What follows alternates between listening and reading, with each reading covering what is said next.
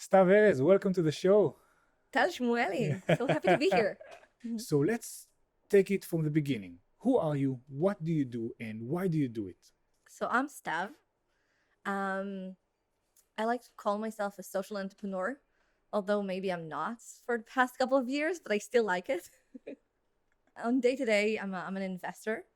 We have an incubator and a seed fund by our crowd and Reliance Industries. It's called Labs O2. And we have another branch. This is in Jerusalem, Labs O2, like the code when you call someone in the old phones.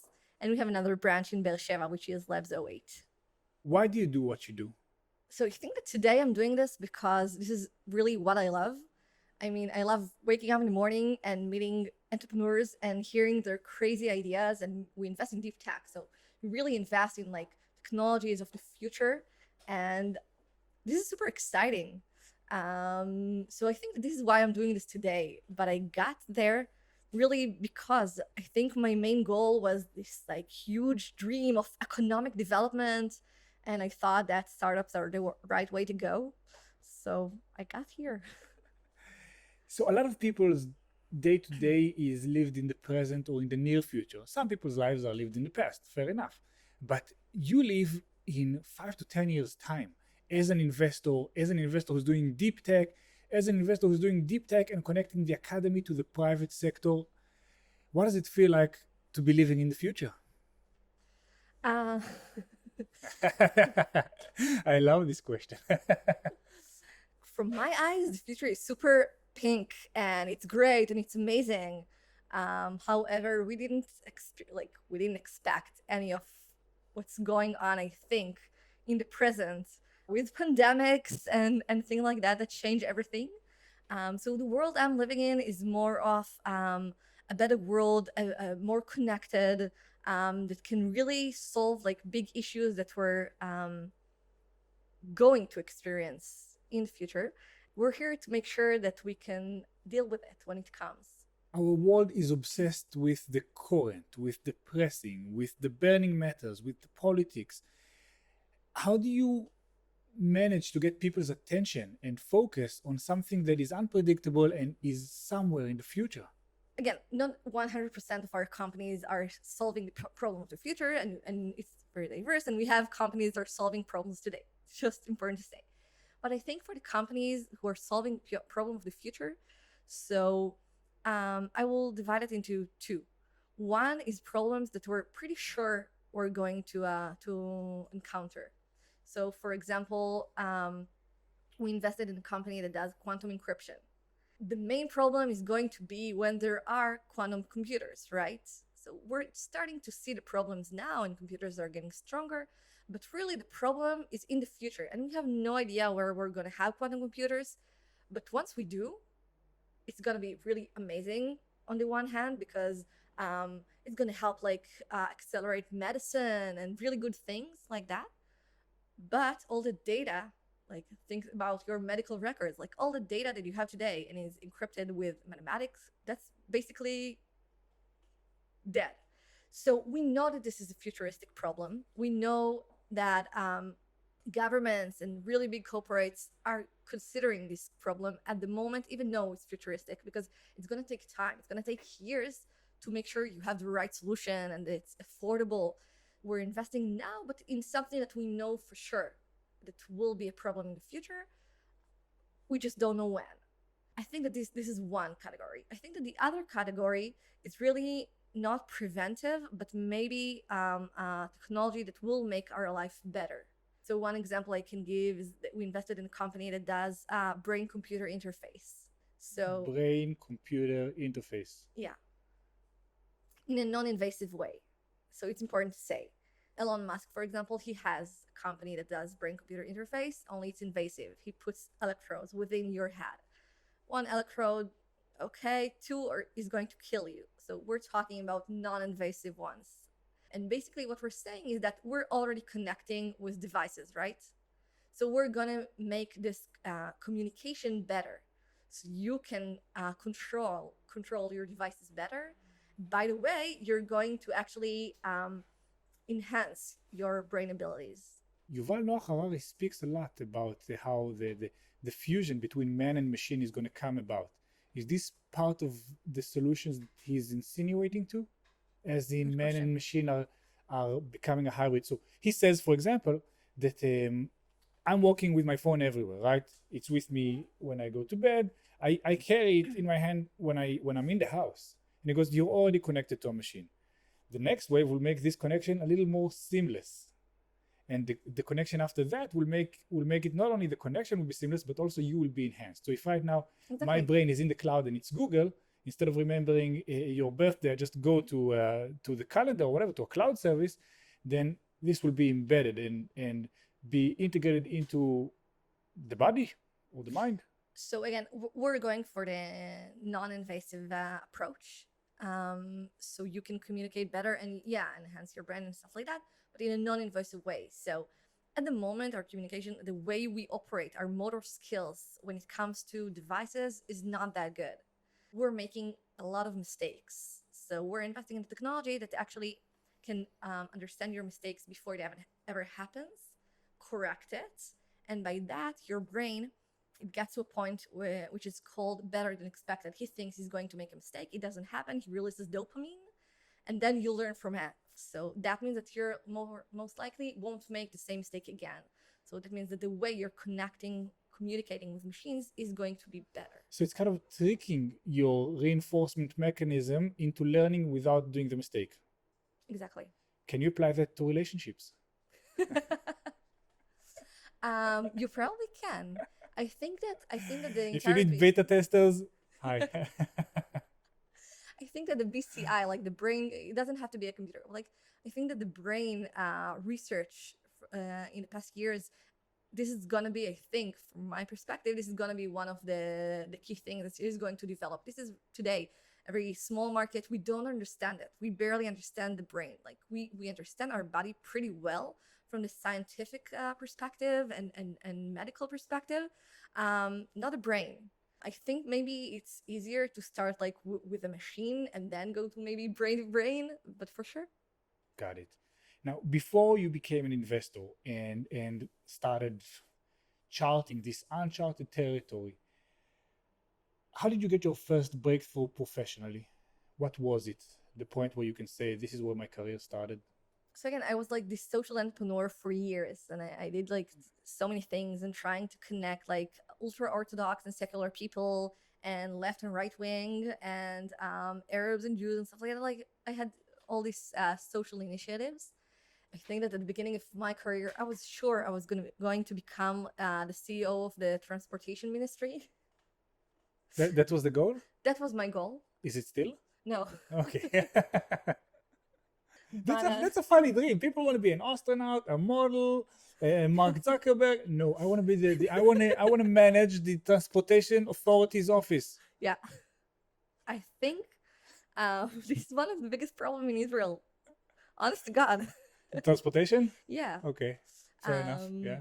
First of all, it impacts your life. The fact that you're sitting at your car for so many hours in traffic. Our public transportation is a mess. You're saying it's a mess. I say it doesn't exist, but So it's not efficient. People don't use it. So basically, and I think it's really like I don't know. I think it's a big part of the. it's part of the fabric of our society. And when you think of like cities like London, the tube, the underground, like the way the underground runs makes or breaks your day.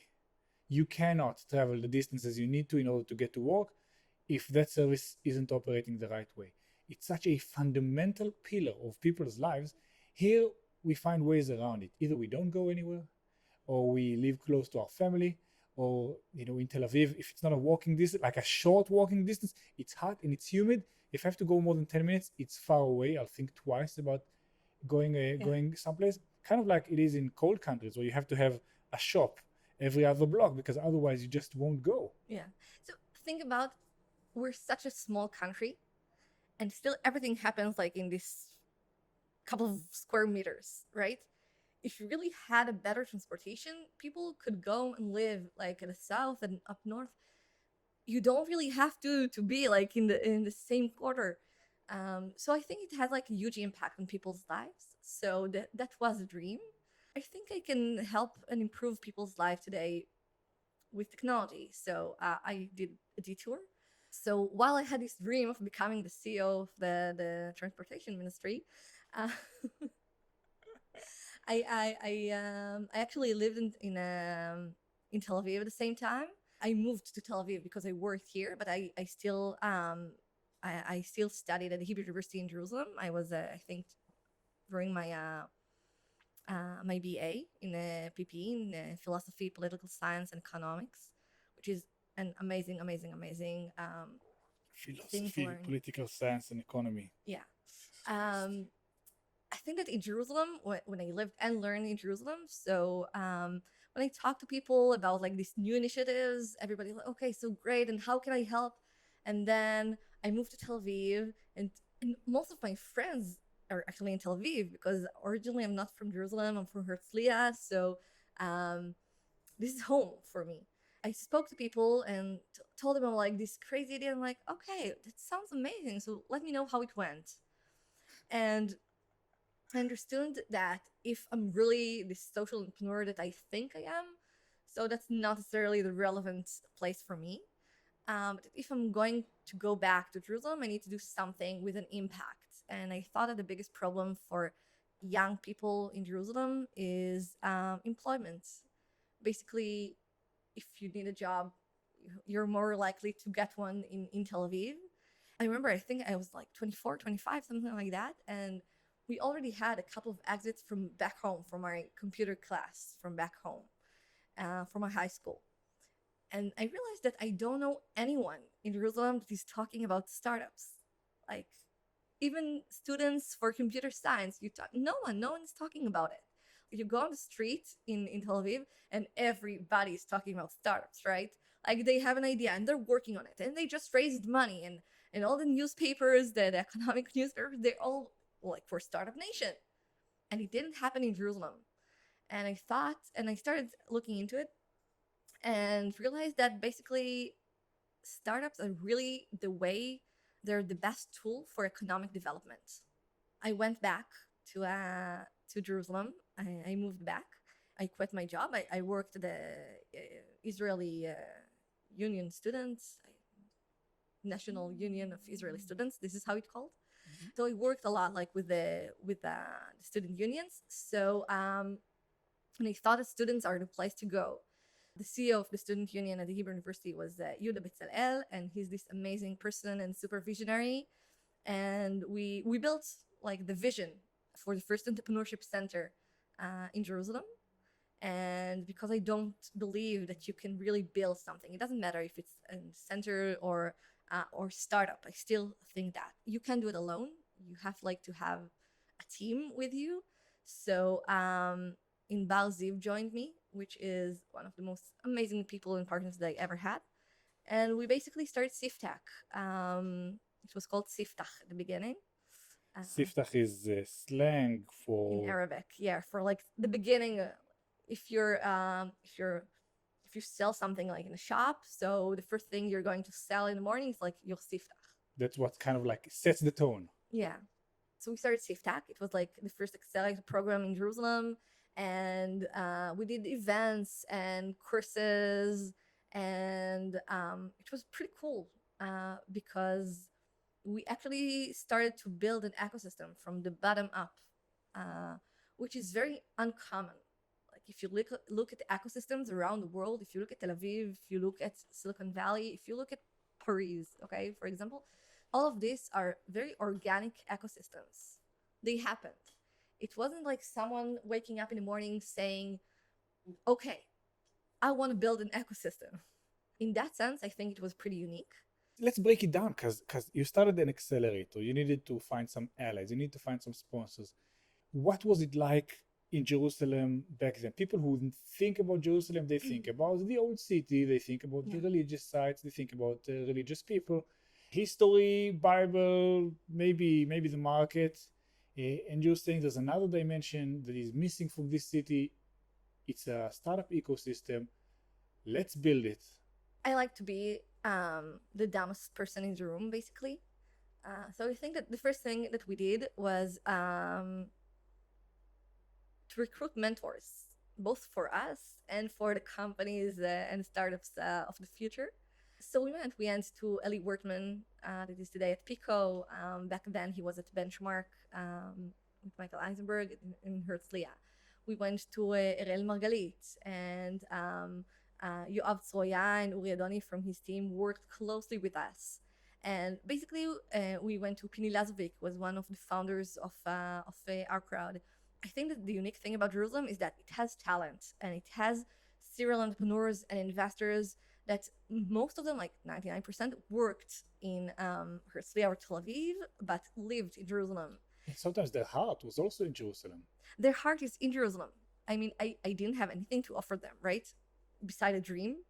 First of all, I think that they believed in Jerusalem. I think that they wanted to see her grow. I think that this is the future that they want for their children that they raise in Jerusalem. I remember when in my first conversation with JVP, so they told us, listen, tons of people have tried. It really never happened. We think that the problem is that there's no entrepreneurs in Jerusalem.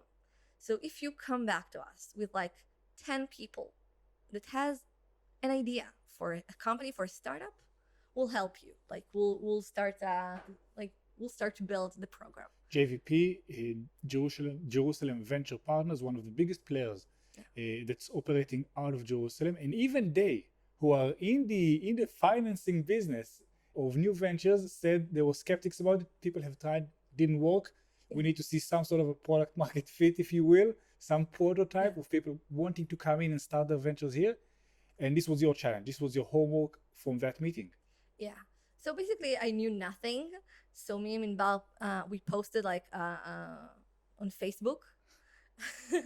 We posted a Google form saying if you're in Jerusalem and you have an idea, but so enroll. If I want to be honest, we decided that we're going to be more ambitious than just bring 10 people with ideas. So it had to be technological ideas. They had to be a team. They had to have the ability to execute. I mean, it wasn't enough if someone from social science came and I have an idea to build something this technological. You have to have someone on your team that can actually develop the product. So we posted this and we got back to JVP, I think it was a week later, with 80 teams, with 80 ideas by teams that can execute with technological ideas. We came to them with the Excel sheet, okay, what's now? And I really remember looking at, and they were looking at me okay, now we need to get to work. We started really on March 2012, and I think the first cohort was already on June. We made so many mistakes. Today it's embarrassing, right? I think the unique thing is that both JVP and Eli Wortman and people all the people that were our mentors, they knew that we're making mistakes in how we built the program, but they also knew that that we need to learn and that we're open to change. We think that you have to change all the time. You have to be super you have to listen all the time to what's going on. So they let us they let us make the mistakes. And once we understood it, we came up okay, so this is not working. What should we do? And they didn't right away give us the answers. They really went with us to the process where we need to come up with ideas from on our own and do the changes. They were there to give us feedback, to help guide us, but never really to tell us okay, you need to do 1, 2, 3. And I really appreciate it. So many of those folks who are highest caliber available, who have done things, when you start talking to them about successes, sometimes it comes up that when you're saying how amazing was it when this or that happened, they're like, it may seem amazing, but personally it was a failure. I didn't want to sell that company. I didn't want to go public. I wanted to keep going. And there's such a discrepancy between those stories. And when you speak to them long enough, you realize that they are more identified with, and what had shaped their lives are more the failures than the successes. And the ones that are really good and really pleasant to work with are the ones that don't know better than you. They know that you have to make your own mistakes, and they'll enable it and be there as a safety net or someone to guide you. No, they do know better than me, but they also understand that I need to make mistakes in order to succeed. Because if I don't, if I have all the answers up front and everything is good, so I'll never get better. What's a mistake?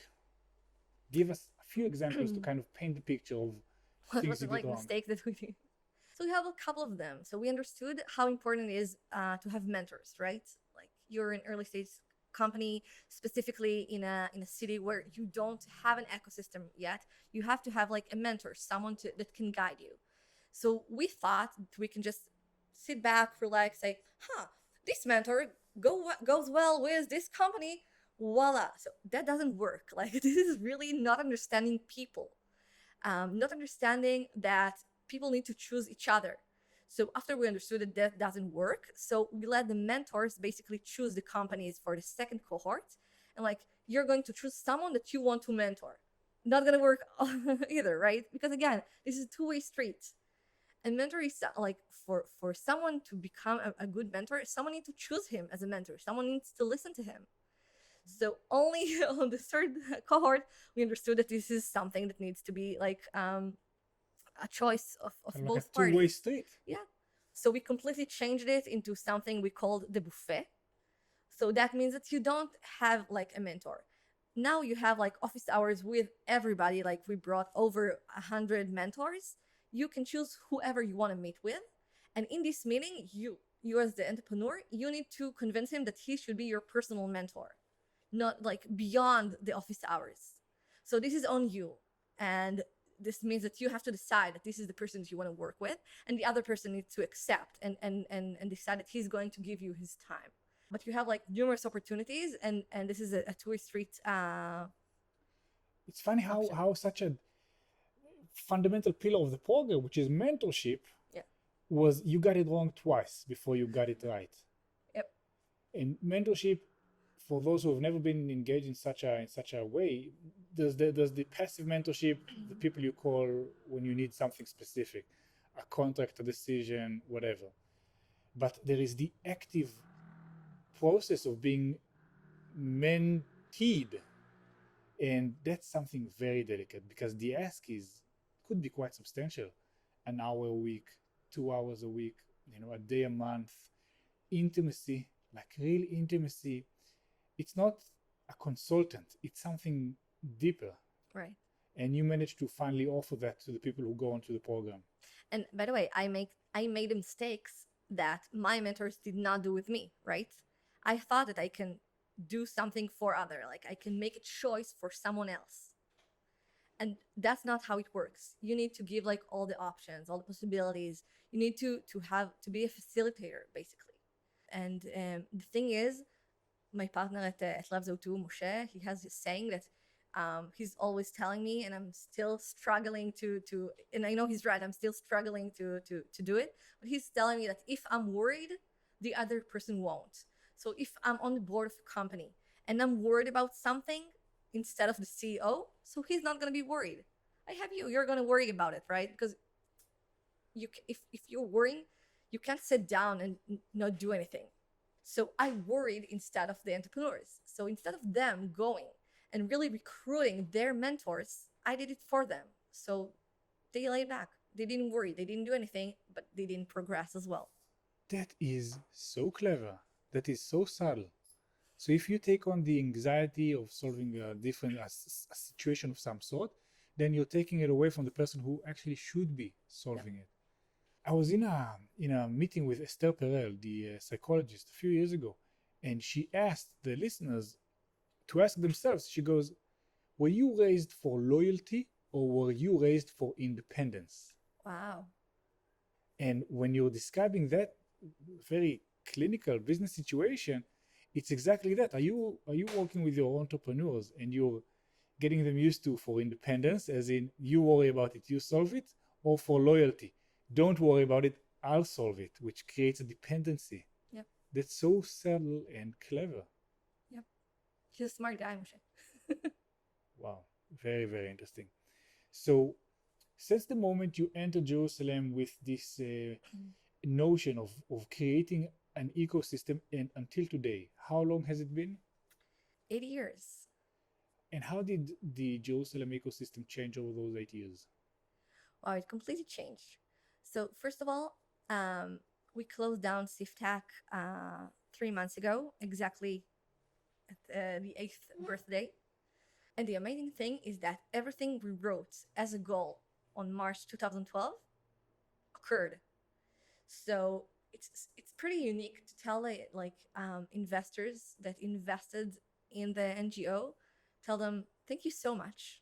We're not gonna ask you for more money because your money made the impact Supposed to do. it was supposed to do. Yeah.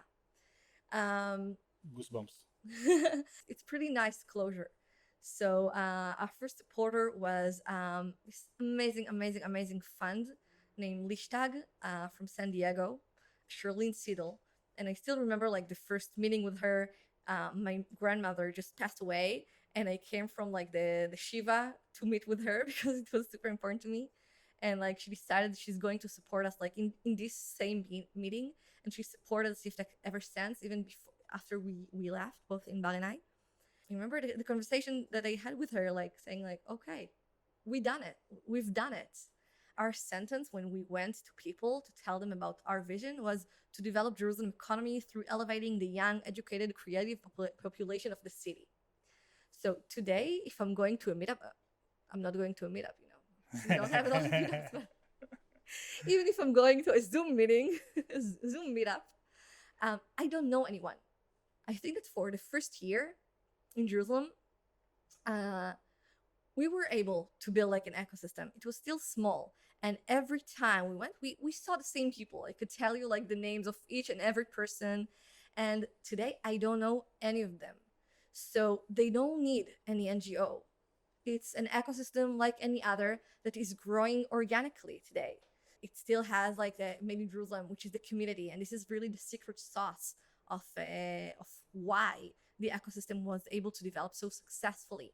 I think that today you don't need an NGO that its entire process is to make people think that they can become an entrepreneurs. That if they have an idea, they don't have to pack their bags and move to Tel Aviv. Like I think that this is already a state of mind of people in the city. In a certain lens, it could be seen as sustainability even. Talent stays where it's grown up, where the family is, and is being nurtured there, and that's, I think, a beautiful thing. Not I was only family, also students, by the way, that come to Jerusalem to study but decide to stay. Funny enough, we had Roy Kimchi from Cactus Capital in Ben Gurion University in the Negev. A similar situation, a disadvantaged town, peripheral, with talent that passes by the city and then goes back. And they wanted to find a source of gravity in order to help people stay, foster innovation and entrepreneurship. They went about it differently, and they're, I think, 5 or 6 years behind Jerusalem and the work you've done. But the idea is kind of the same. Yotam Zucker, I think that he's like maybe the founder of or one of the founders of the ecosystem in Be'er Sheva. So I remember him coming to Jerusalem saying like, listen, and we were only at the beginning, right? It wasn't what it was today, and he's like, listen, I want to do the same in Be'er Sheva. I want to build the ecosystem, and I remember him coming all the way, asking super smart questions, intelligent questions. He had like this drive. And I think that it's not a coincidence that he was a student. And when we started, like we all were students in Jerusalem, there's something about the fact that you have like this fire in your eyes and you have no obligations, right? You don't have a family, you don't have like children to feed. You can just like go at it, like with everything that you have, with like no salary, and decide that you're going to make like the impossible. And it's like startups, basically. It's the same thing. If you knew everything you know about your journey so far back in 2012, would you have still gone ahead with it? All the Of different, course. yeah. Yeah, I love my journey. I was lucky enough to be invited to speak in Jerusalem. I think it was 2015 or 2016. Made in JLM, the community was already alive and kicking, and I was here for a work trip, and I was here for 10 days or so, and I spoke at a few events in Tel Aviv. In Tel Aviv, there was always the risk of people not showing up, of having low attendance because there was so much going on. And when I arrived to Jerusalem, I don't remember feeling so welcome ever in my life, maybe in my bar mitzvah. It was such a pleasant experience. Coming in, the room was packed. People were genuinely curious. Everyone offered and suggested help, connected afterwards on LinkedIn. The organizers, you guys, were terrific in hosting me and catering to my needs, making sure that everything is as well put together as possible. I remember that feeling of like, geez, okay, who are all these people? Like, I didn't even know we can do all this type. I think it was we had 60 seats and 100 people showed up, and that I remember it was in Hanson, right? yeah. Hanson House on It, the it, roof. it was a place that used to be a kind of like a hospital for people with what's the leprosy, like skin disease, like a I don't know how to yeah, say it in lepers. English. How do you say? Lepers. Like a very like a medieval skin Yeah, disease. They come there to be isolated from society. A beautiful, beautiful yeah. building that used to be this really dark, gloomy place, and then you okay, and you had 3D printers next to those spaces with arches and staircases and small gardens.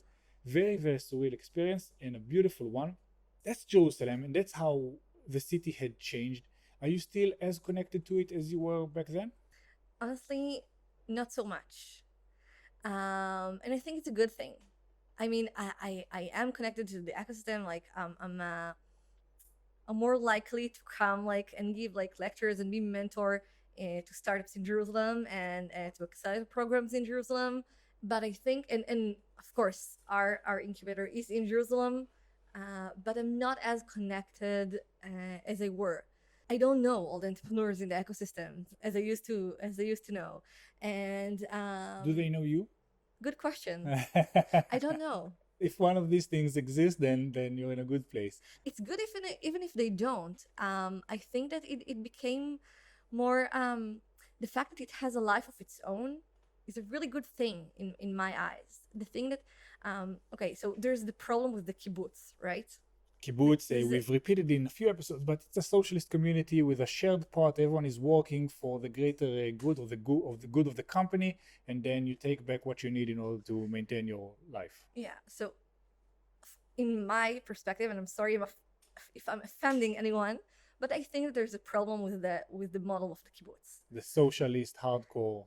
No, the first generation is doing it because like he's very ideological, So they right? chose the lifestyle of sharing economy. They chose it. They have like a common goal that they want to achieve through this life, and I love this choice, right? But their kids, they didn't choose it. They didn't choose to become to live in this sort of like commune, right? They didn't choose to. They didn't have the opportunity to decide whether they want to work and get their own paycheck and then decide what to do with it, or they want to work and the kibbutz gets their own paycheck and Redistributes it. yeah. So they didn't have the choice, and I think that's a problem. I think that you need to choose your own lifestyle. I think that one of the things that's frightened me like through all the process that I went through is that you're not gonna have like the second generation. That it's always going to be like the people who are the engines of the ecosystem of the community are going to be the ones that decided that this is how they want to live. That they decided together that they have a joint goal. I was really afraid that after we're like gonna go out and do other things, this is going to break, and it didn't. So that means that you have a new generation of people that saw what's happening, decided that that's good. I want to be a part of it. I want to lead this, and they made a choice. They weren't born into it and did it because they didn't have a choice.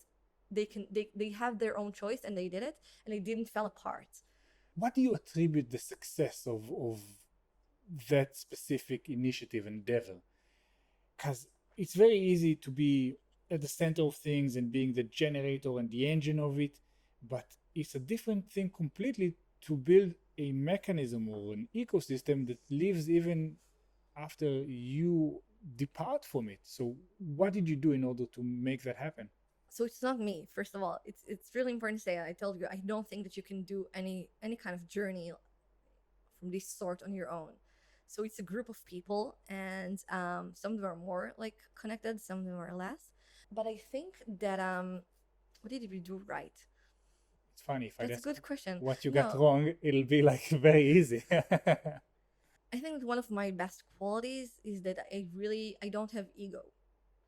So even deciding to leave SIFTech, for example, after just more than a year, to go and build JNext, I was okay with it. Like I know how to release and let people like take over. It was my baby, right? It was my startup. But I'm okay with like going to the next thing. And Oded, who replaced me, which is amazing, Oded Barel, he did such a better job than I did with Siftak. He did a lot of things differently, and he talked to me about it, and he let me know, and I was like still on the board. But first of all, like, he never asked me yes or no, which is good, and I never told him if it's right or wrong. So I think this is maybe a part of it, to know how to like to take a step back and release, because people who are trying to hang on, even if they're not like at the center, from my perspective, it's bound to fail. It's such an interesting perspective when you think about your work as a VC, right? You have to qualify the companies, you have to do everything you can in order to help them and maximize their chances of success, and then you have to let go and let them do their own thing and figure it out. Yeah. Tell me a little bit about your process of investing. What do you do in Labs O2, and how did your past experiences inform your practices today? So we invest very, very early. So I love it because that means that I'm meeting people and I'm hearing their dreams and I'm not hearing their numbers. Instead of like sitting down and looking at an Excel sheet and okay, so this is how many customers they have, this is how much they pay. Okay, that makes sense. Let's invest. No. So I look at people and I see the spark in their eyes. I get to become like a part of their journey, which is amazing. As to how we invest, so again, I want to divide it into two. So there's companies that come to us. There's already a team, and they know exactly what they want to do. And we look at a startup, and we're trying to think if it's a good team that can deliver, if they have the right skills to deliver this specific or to achieve this specific dream. It has sufficient technology, because we are interested in companies that are deep tech, and at the beginning at least are going to focus on developing a product. So this is one, and I think this is pretty much very similar to other VCs. Um, and I think that the other path that we're taking is more of venture creation companies. We have an agreement of design partnership with the Hebrew University, and we're meeting basically researchers. So a lot of the time, they're not sure really what it is that they can do with the technology. So you're really like getting into this with them, and you're helping to build the teams, and you're helping to understand what the hell you can do with this technology. So you have probably an amazing technology, or maybe a research that can become a technology one day, but what the hell you can do with it, that's a question. It's an open question. So let me park here just for 1 second, because I think that's critical. When VCs are looking for talent, they go either the intelligence units in the army, they go into certain companies who are known to foster innovation. They find those hubs, and where you go is the Hebrew University, so the academy. The university's main purpose is to promote research, and sometimes it's very self-serving. They promote research for the sake of research, and you're saying maybe we can take some of the ideas that are living there and make them viable and import them into the private sector. Yeah, I think that there's a bit of a change in the past couple of years, and I think the professors themselves, they also want to become entrepreneurs, and I think it's part of the impact of people like Professor Amnon Shashua, that came from the Hebrew University and built Mobileye, and he's still a professor from the university. So I none of the professors wants to become full-time entrepreneurs, right? They love their job, they love their research. However, if you can take what they did at research and build it into a company, and they can become advisors and give it like 1 day per week, that's amazing for them. And I think also the policy in Israel is changing. The policy is really a thing of like the past couple of months. But the government is really trying to encourage more startups to come out of universities and out of research. What are some of the hurdles that come between taking intellectual property from the university and then using it in the private sector? So I think that there's a couple. The first one is the funding.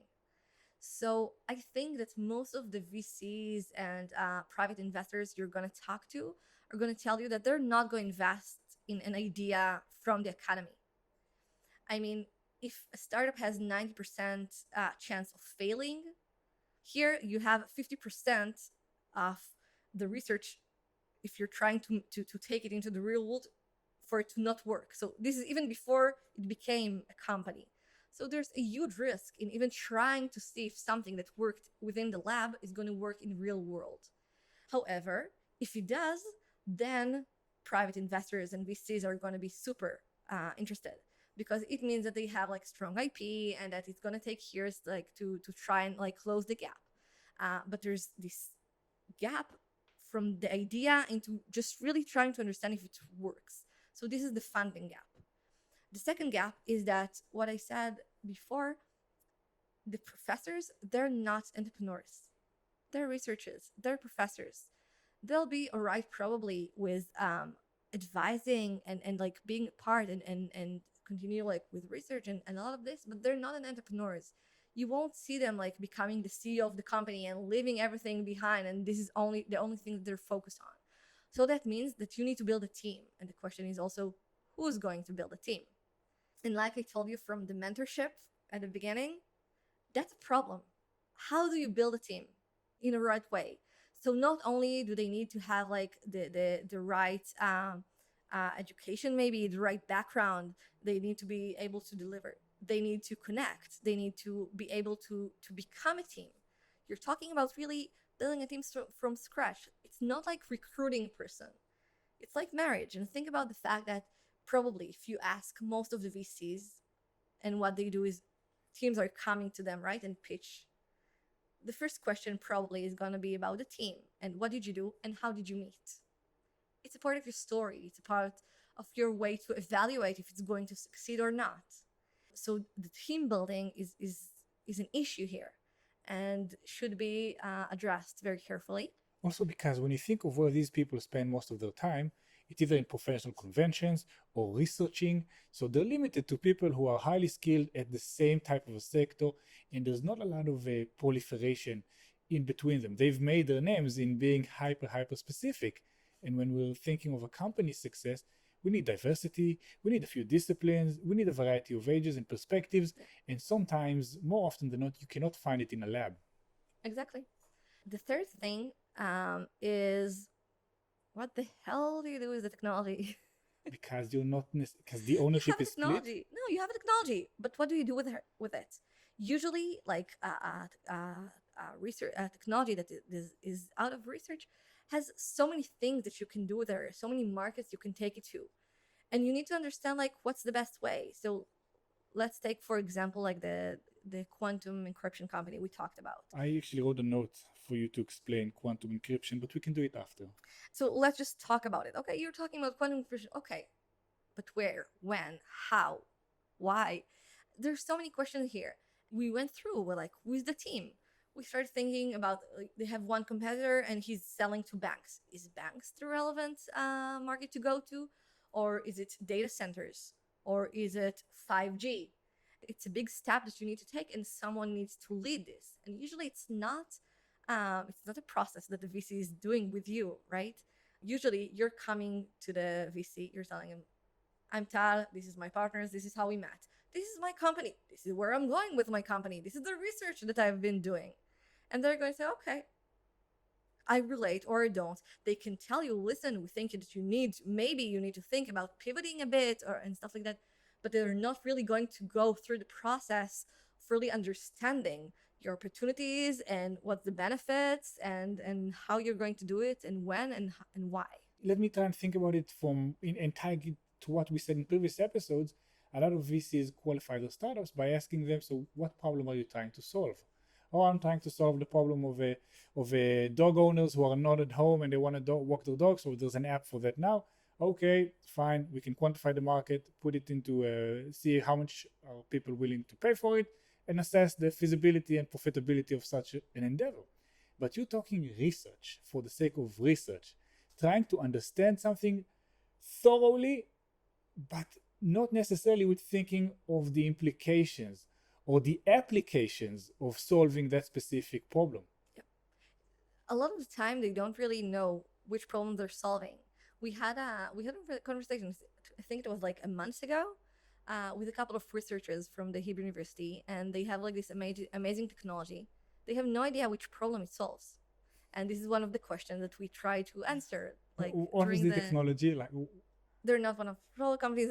I don't know if they want to be exposed or not, but basically like, they came up with a technology. It's working. Like they have a prototype of something. The question is still a mystery. Like the problem is still a mystery. so we have a solution looking for a problem. Yeah. Funny. So Labs02, the venture creator, you founded it. We're three partners. Okay. Yeah, I will call it luck maybe. Basically, I was at our crowd. I built like the value creation platform. It's called Connect to connect basically the portfolio companies with accredited investors. So maybe a word on our crowd, because it's a very innovative business model, quite unique. We fast forward into the connection between the academy and the private sector, but we skipped what could be a critical step in understanding your story, and that's the time you spent with our crowd. Talk to us a little bit about the company, its unique business model, and how your work there informed what you later did with Labs02. Okay. So our crowd is basically the leading equity crowdfunding platform. That means that they're basically they have a couple of hundred of thousands of accredited investors from all over the world that invest alongside them. So they decide which company they want to invest. They invest from their own, like from our crowd's fund, and they open it up to accredited investors from all over the world. This is the most active fund in the world, with over 200 portfolio companies and over $1 billion committed into the platform. So basically, they lower the barrier of entry into the startup investment game. What do you mean? I mean that I don't have to be working in an investment fund or be an angel investor in order to participate. No, you have to be. You have to be an accredited investor. Accredited investor. Yeah. Okay. What does that mean? Each country, it means something different, but basically each government is trying to make sure that accredited investor means someone that has enough capital.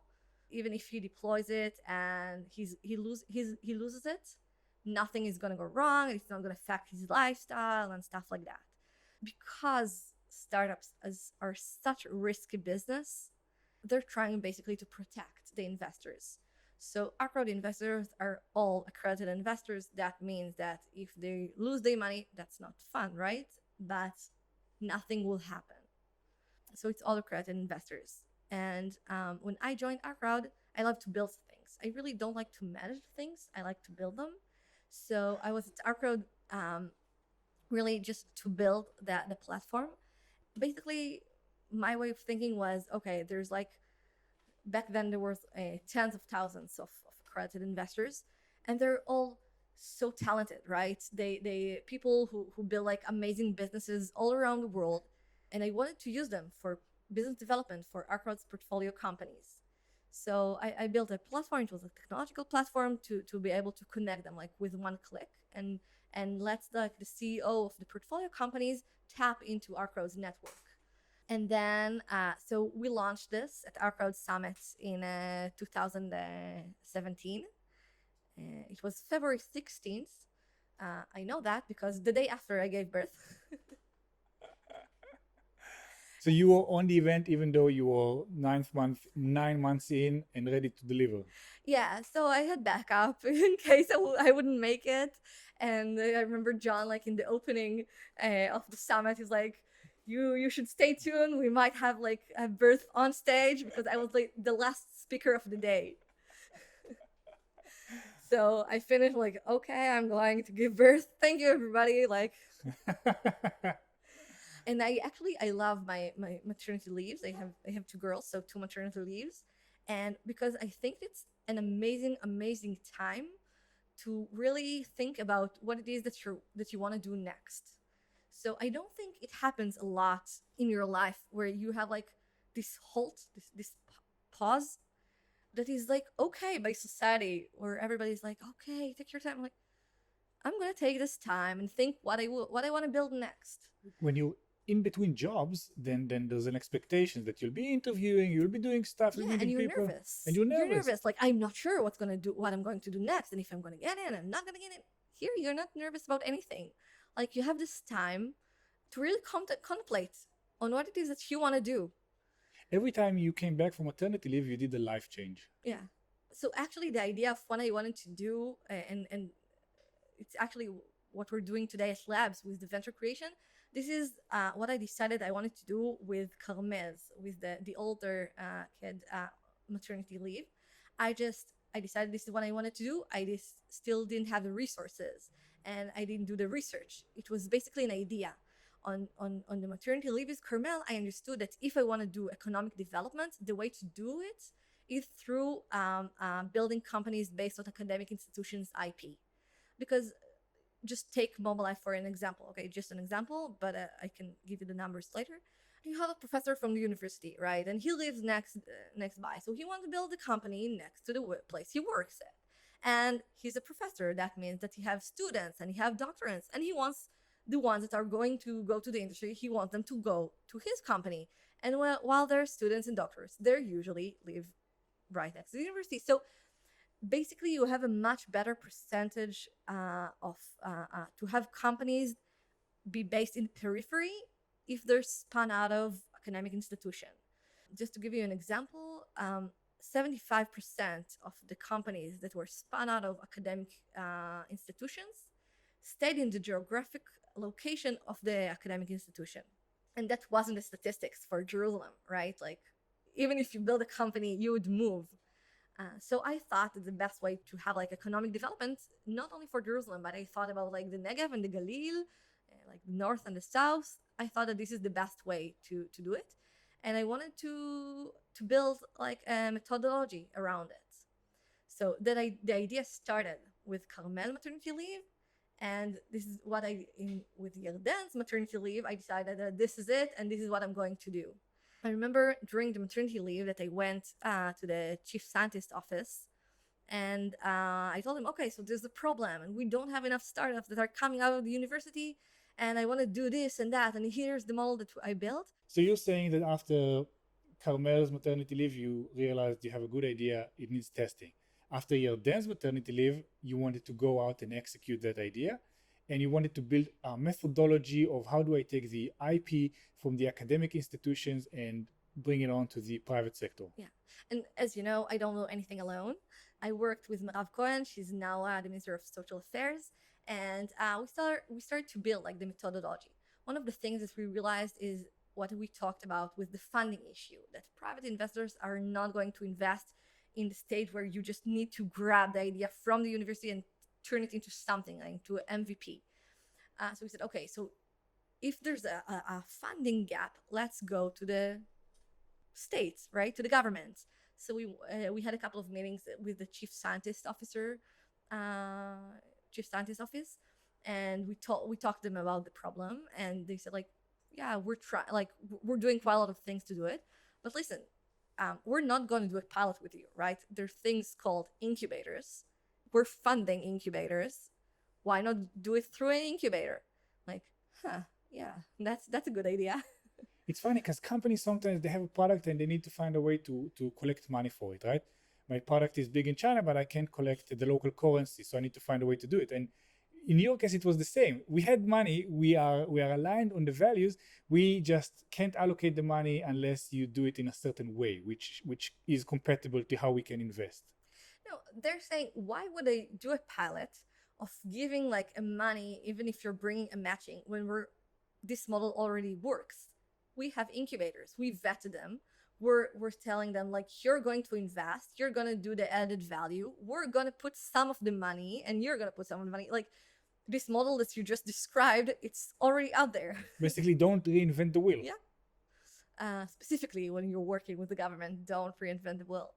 So you went around, and we basically spoke to a couple of incubators. We wanted to do a pilot with an incubator. Like, building an incubator was the dream, but we didn't think that this is doable at this time. We got mainly no's from incubators. I think that the reasons were the reasons we talked about. Like, either they don't want to waste their time on team building and venture creation, or they don't want to work with the TTOs, the technology transfer organizations of the universities, just because it's a lot of bureaucracy. But then like all the stars aligned, and then JVP, they had an incubator in Jerusalem, and they decided to forgo it and not to proceed with it, and proceed only with their incubator in Beersheba. There you go. You needed a new incubator in Jerusalem, which is for me was basically perfect. John wanted to start like a network of incubators, and John Madved, sorry, the CEO and founder of our crowd, and he knew that he knew my dream and he knew what I wanted to do, and this is how Labs O2 started. And we're three partners: Ofer Dal, which came from JVP Incubator, and Moshe Reines, which is he's a serial entrepreneur, like this C-level executive, and it's really like the visionary and the man who actually had his hands with all these startups. We basically changed a bit the model of incubators. First of all, we have a fund in addition to the incubator, so we can do more investment that the minimum amount. So a lot of the time when you talk to people about incubators in Israel, so they know that about like this 85-15%, that the government is putting 85% and the incubator puts 15% of the cash. But it's actually the maximum amount the government is going to put. So there's no limit as to how much money you can put in the company. So you don't have to stay with the minimum amount. You can change the model. You can bring additional funding. And for us, it was super crucial because you're talking about deep tech companies, and specifically if companies are spun out of universities, they're going to need time and funding. The 600K where a lot of the incubators invest for the kind of company that we wanted to invest in, it wasn't enough. So we changed a bit the model. And we started with the model of investing instead of the 600K, $1.2 million. But then Ofer, which is really brilliant, he came up with additional thing for the model. So it's not only that we're going to put the $1.2 million, we're going to enable basically the founders to bring additional funding from other investors that will only dilute us. So it doesn't matter if you're going to have a round of $1.2 million, 1.5, or 1.95. It's going to be for the same equity. From our perspective, first of all, the company has more money. The risk is distributed on a couple of investors. And we think that investors brings value. So you bring additional investors, they bring additional value. The buy-in, the connections, the potential customers, exactly. The advice. So that's what we've been doing for the past 2.5 years. How did you balance the fact that you are starting a startup? It's an incubator, but it's a startup per se, with the fact that you have to be there and support other startups that are going through their hardships and adversity? I never looked at it like this. I don't know. I think that when we started investing, this is all we saw, like how we're now going to help the companies we invested in. I don't know. We never thought about like your own types of difficulties. So what are the difficulties that you see in connecting professors, research institutions with the private sectors? Where are the harder, stickier parts? Even when I work with relatively low-tech companies as a consultant, for example, hospitality, a chain of hotels, right? And I speak to them and they hear me say things like, I don't know, MVP or CTR or whatever it is. Some of them are like, yeah, we like all these English words you bring in. We don't necessarily understand them or know how to use them in our world. It's hospitality. It's a commodity.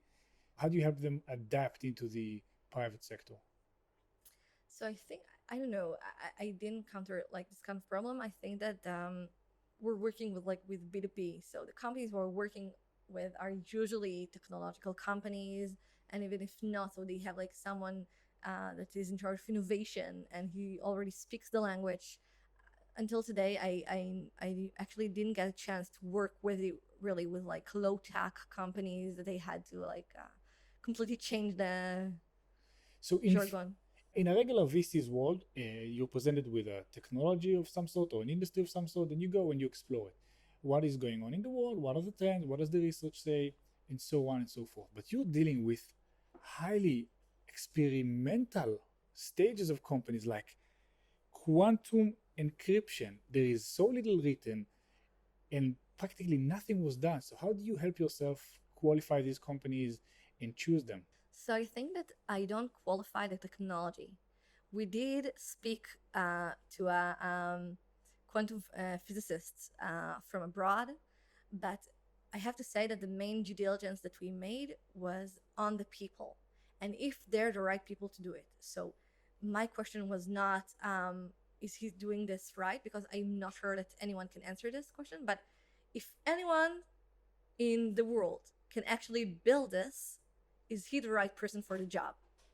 That's a very, very funny way of going about it because it's not how you usually go about it. You'll pick a winning horse out of a few, and you're saying, I have one. I just need to figure out, does he have a chance to win? Exactly.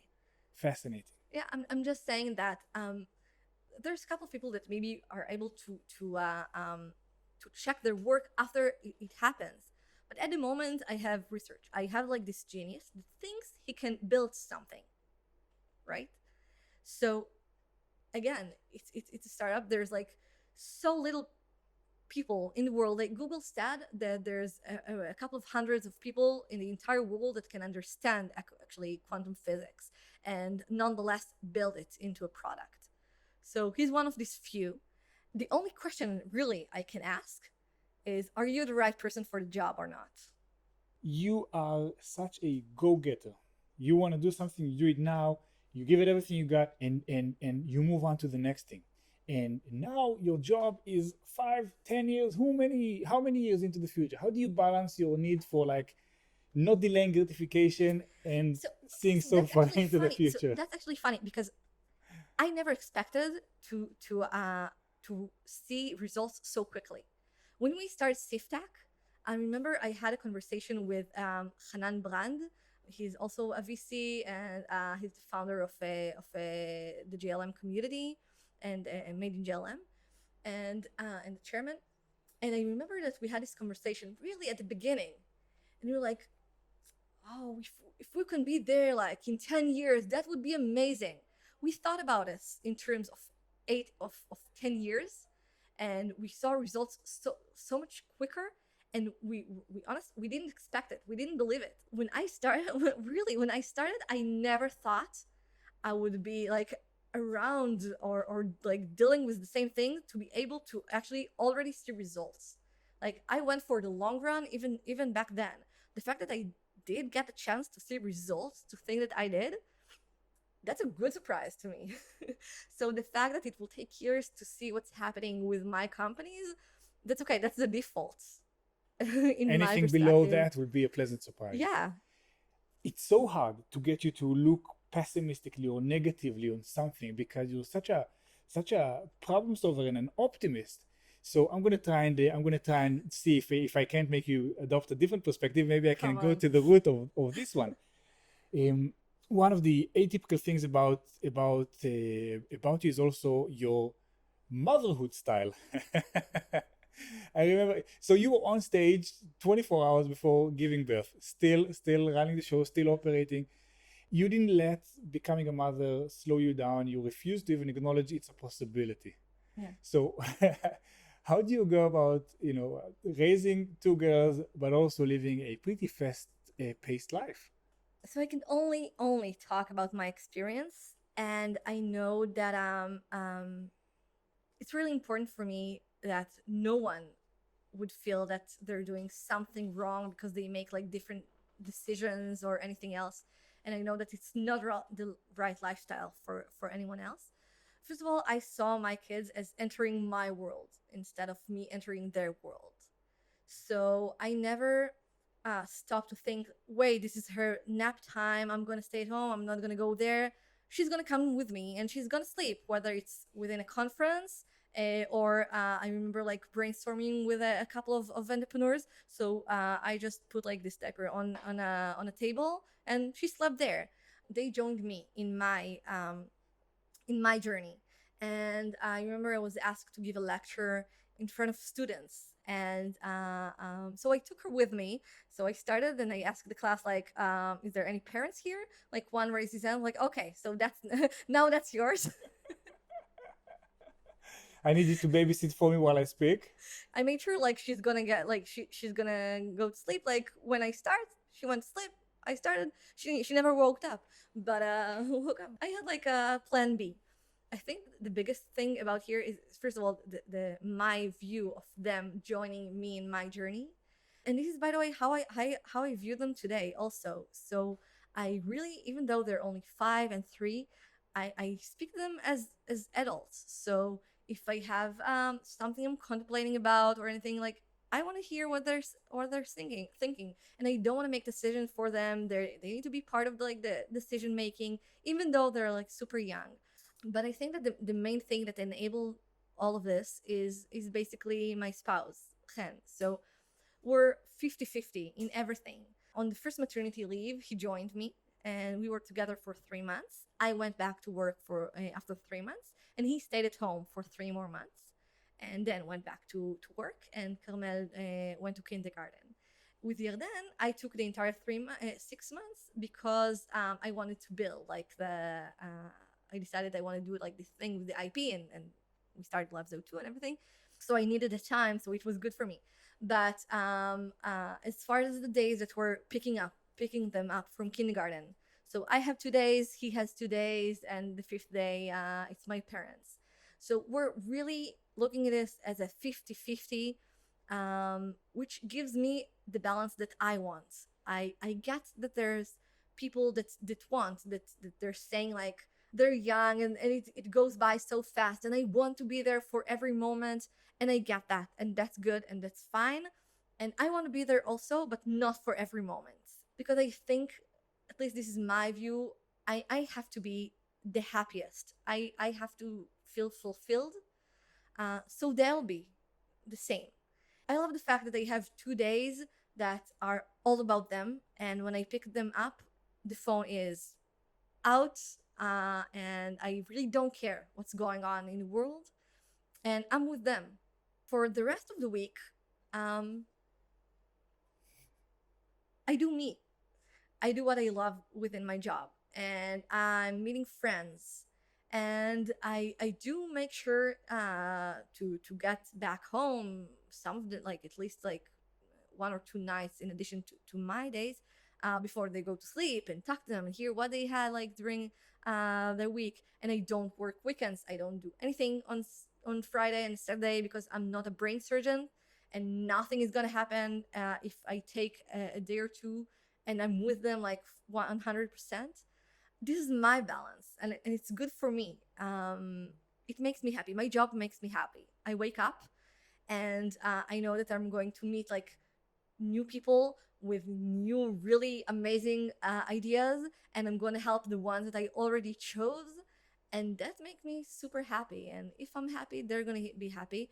And by the way, they're like these super talented entrepreneurs. I think maybe because I talked to them, but my 5-year-old, she actually, I don't know if you know it, but she actually invented an autonomous car. Did Yeah. she? Yeah.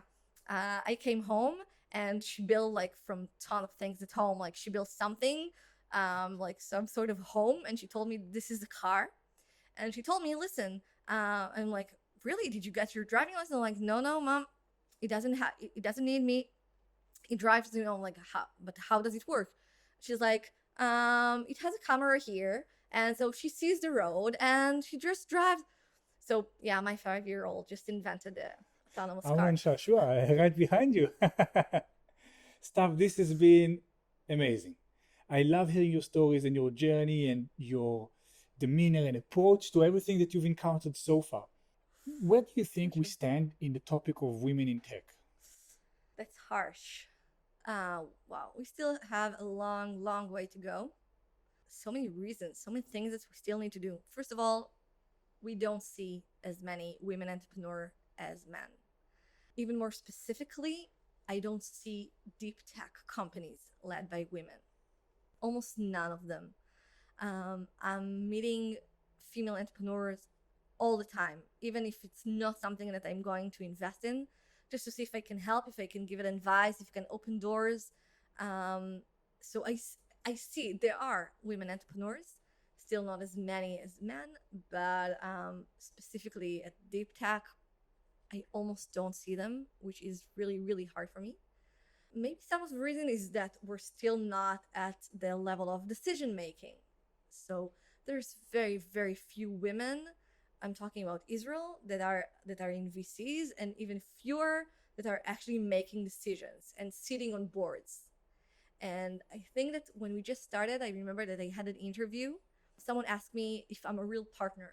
And I told her that I don't understand what it means. She told me, are you making decisions? Can you decide to invest in a company?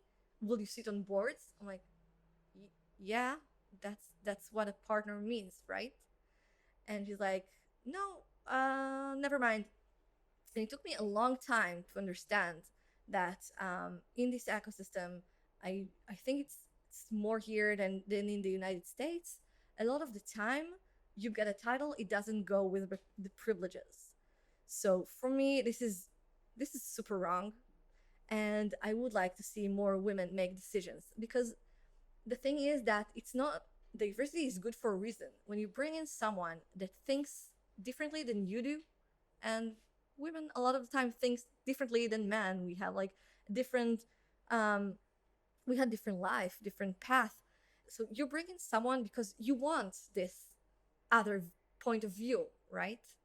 So it's not only it's important not only to hear the other viewpoint, it's also important to act on it.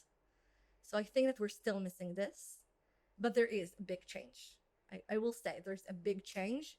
When I just started, I remember like trying to look for female entrepreneurs or venture capitalists to come and talk, and it was much harder to find them there today. But I do think that we have a long, long way to go. Stav, 90 minutes ago when we sat down, you asked me, Tal, what are we going to talk about? Fast forward 90 minutes, there are still bullets here I haven't ticked because we haven't gotten around to it. But I think we did a pretty good job. Yeah. Where should people go to learn more about you and the work you guys are doing? So we have a website, www.labs02.com. Or you could just email me. I'm super approachable. It's been a pleasure having you here. Been a pleasure. You have Thank you. nice glasses. Thank you. Thank you for representing Jerusalem the way you did. Thank you for the work you've done. They say the secret to a happy ending is knowing when to roll the credits. And I think now would be a terrific point to do that for us, because the next time we meet is going to be after you have hopefully successfully bridged that gap between the academy and the private sector, and you're already talking about the next big thing. Yay. Thank you so much for coming. Thank you.